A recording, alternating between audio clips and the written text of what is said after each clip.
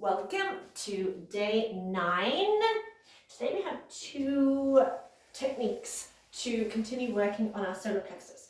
So to start with, come into a position that you can maintain a tall spine. So if you struggle sitting, so I'm sitting on a cushion, you can try sitting in Ardha Siddhasana like this if your knees are up high, having blocks or cushions or a ball underneath your knees so that you can press down. I find this position easier to sit in than normal cross-legged, but the most important thing is that your spine is upright. Now we're doing a technique called the ego eradicator. Now it's called the ego eradicator because your ego will start chatting away, telling you that it's hard work and you can't do it, blah, blah, blah, blah, blah. We also use a breathing technique called the breath of fire, Kapalabhati. So we're going to fire, solar plexus, getting fired up. So we're going to start practicing the breath of fire. Now, the breath of fire is a short, light, dynamic breath like this. The breath is equal on the inhale and exhale, the belly pumping strongly on the exhale, so the in-breath comes in almost naturally. Now, to practice it, you can start by sticking your tongue out and imagine a dog panting. Keep doing that, and then just gradually bring your tongue in and start to breathe in and out through your nose.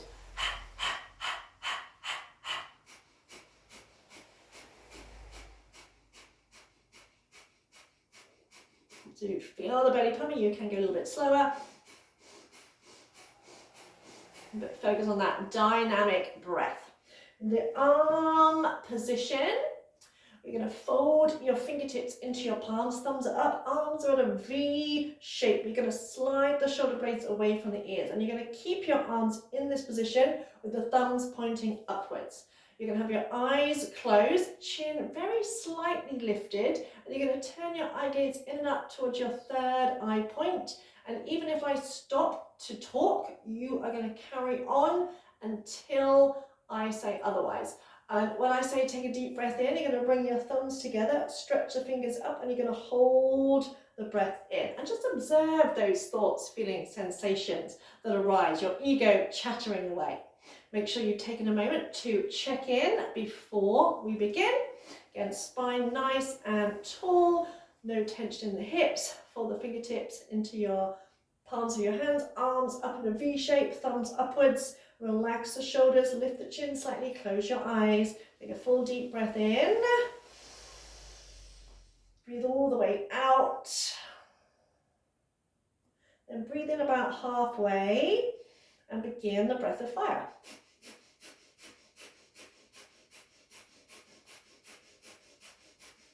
Now keep going, keep looking in and up towards your third eye point. And make sure your head doesn't drop, so chin is very, very slightly lifted, spine nice and tall. Start to feel that heat building up in your belly. Arms stay locked and loaded, so they're like iron bars, but weightless iron bars. So slide the shoulders away from your ears, your thumbs are pointing upwards as if acting like kind of aerials, drawing in energy.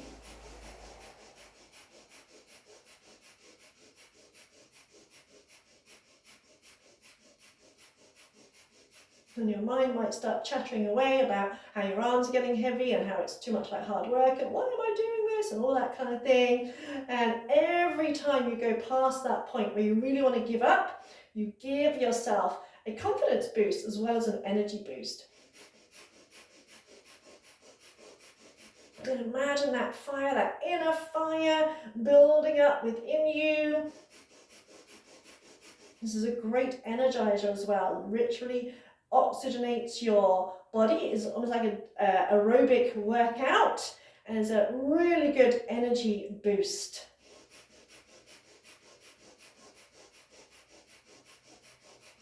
And I know you want to give up, that's okay. Lift through your heart, spine nice and tall but without tensing.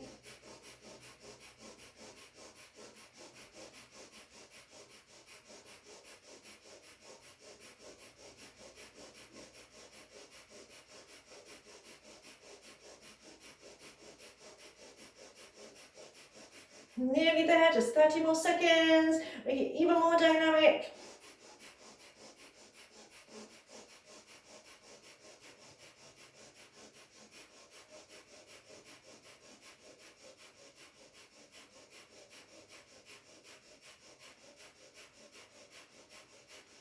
And breathe in, bring your thumb tips together, stretch your fingertips up, hold the breath in, pull up your pelvic floor muscles, pull in your toe muscles. Visualize energy flowing up from your tailbone, all the way up to your midbrain. Keep holding, keep squeezing in and up.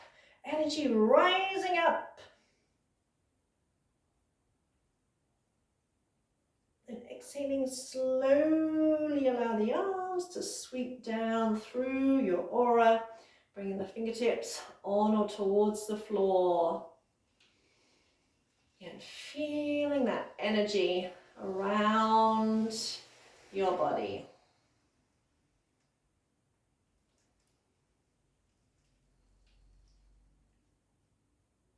And the second technique is called Sat Kriya, one of the most powerful exercises in Kundalini Yoga. You can do this sitting or ideally kneeling.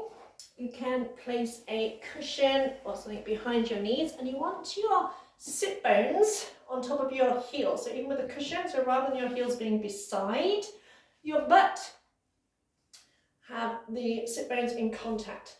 Now this, the breath kind of takes care of itself. We're going to say Sat Nam, which means truth is my name. When you say Sat, you really pull the tummy in and you imagine energy exploding up from your tailbone. So visualize white light energy, like lightning, like electricity, flowing up your spine on the Sat. As you say Nam, visualize energy flowing down either side of your spine as you release it. Sat Nam, Sat Nam. So on the Sat, powerful explosion, that energy rising up the center of your spine. As you say Nam, visualize like even particles of silver, gold, light energy flowing down either side of your spine. We're going to interlink the hands, index fingers extended, ladies left thumbs on top, gentlemen right thumbs on top. You're going to extend the arms up, relax the shoulders. Again, you're going to close your eyes, and the breath kind of takes care of itself.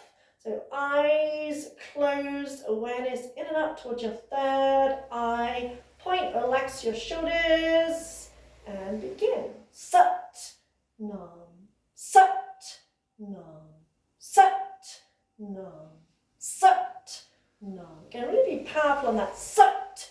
Pull the tummy in, pull the pelvic floor muscles in, and visualize that explosion of energy, that pure, brilliant white light shooting up from your tailbone all the way up your spine. As you release on that Nam, visualize energy flowing down either side of your spine. Remembering that visualization is such a powerful, powerful tool also.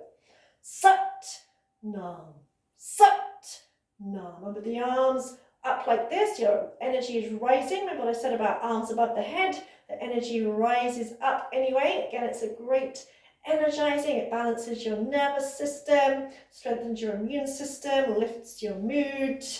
Sat Nam, Sat Nam, Sat Nam, Sat Nam, Sat Nam, Sat Nam, Sat Nam, Sat Nam, Sat Nam, Sat Nam, Sat Nam, Sat Nam, Sat Nam. Then take a deep breath in, stretch up, lengthen up, pull up rectum, sex organs, navel, and imagine squeezing that light energy up along your spine. Imagine it shooting up and out of the crown of your head, up into the cosmos. Hold it, squeeze, stretching up without tensing your shoulders.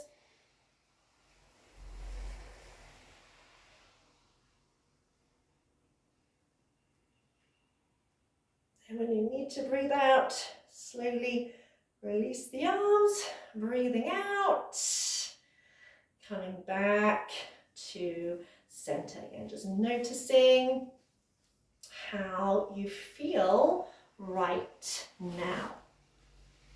And today you're invited to interact with your intuition. I said the solar plexus is also connected with our intuition. That's why we say we get the gut feeling or butterflies in our belly, or sometimes we may feel like our tummy is in knots if we're worried about something. And that's because it's connected to our intuition. And despite popular popular belief, we are all naturally intuitive. It's just, unfortunately, most of the time we kind of ignore our intuition because it's quite subtle. You know, it's quite subtle. It's not like our mind where our ego logic is thinking, oh, I should do this because of X, Y, Z. I call my intuition my moments, because I just have a you know, I can't quite put my finger on it always. I might just get the urge to drive a different way, for example, or to do something differently. But we say we often disregard it because it's like, well, why should I drive that way? What evidence is there? So learning to trust and interact with your intuition.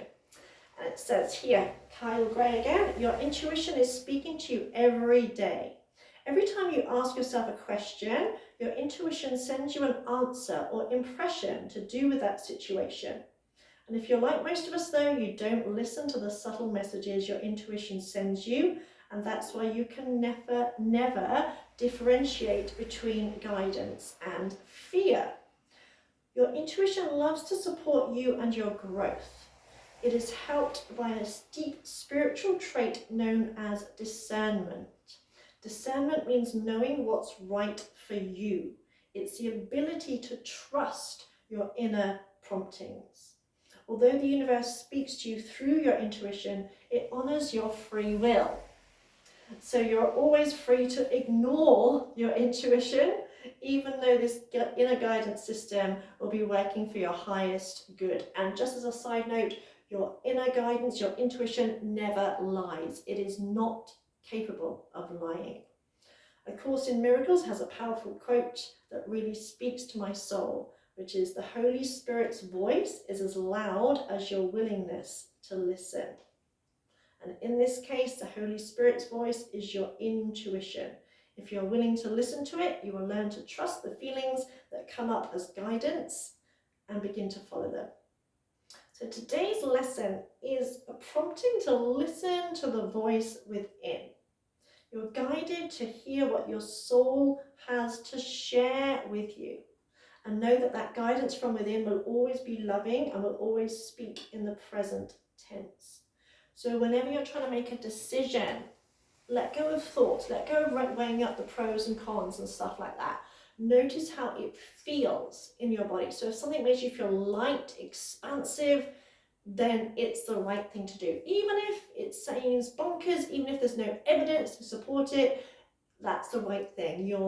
Your emotions are your GPS system. It's like when we say yes to something we don't really want to say yes to. We feel, you know, we could just feel it. So tune in to what your body's telling you, even down to what to eat, what time to go to bed, all those kind of things, and trust that your intuition will only ever speak kindly to you as well. Even if it's guiding you not to do something, it only ever speaks kindly. It's your ego or your inner critic that will say mean things to or about you.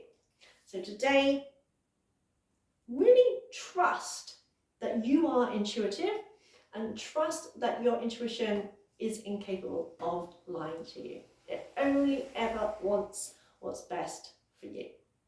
So I hope you enjoyed today, and I look forward to catching up with you tomorrow. So much love.